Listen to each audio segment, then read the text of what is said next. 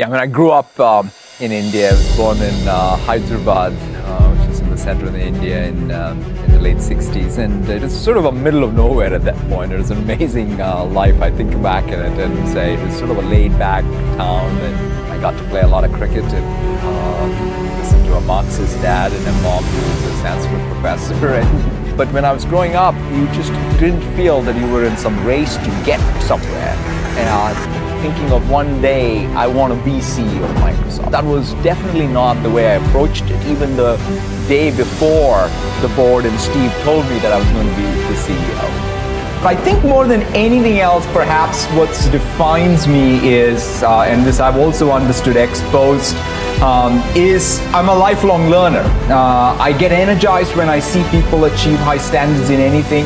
At work, when somebody comes to me with an idea that they've implemented and it's something that I've not seen before, that's the thing that gets me going. As I say, I buy more books than I can finish. I sort of sign up for online courses more so than I can actually finish them, but I love it. And thank God for these new online courses where they even have 10-minute segments, so at least a sense of accomplishment is much easier. I've always felt that I have confidence. I mean, this is one of those fascinating things, right? I've learned, which is all great achievement happens only when you have self-belief and you have confidence in yourself. But there is this fine line between confidence and hubris that I've always felt that I want to be on the side of confidence, not hubris. And to assume destination, in my mind, is more hubris than confidence.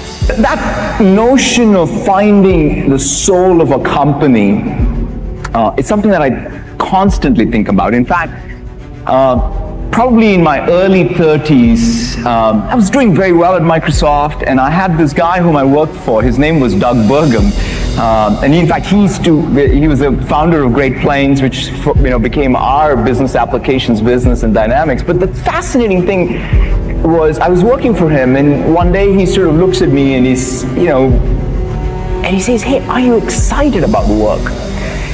And he said something that stuck with me, which is, we all spend far too much time at work for it not to have a deeper meaning. Yeah. And in some sense, he was sort of invoking that notion of finding in work your own purpose and your own soul. And of course, individually it matters. And I've always thought that collectively, the company has a soul because it's made of people. And I asked that question, what does Microsoft exist? What is that sensibility that we have? And that's what led me to rediscover.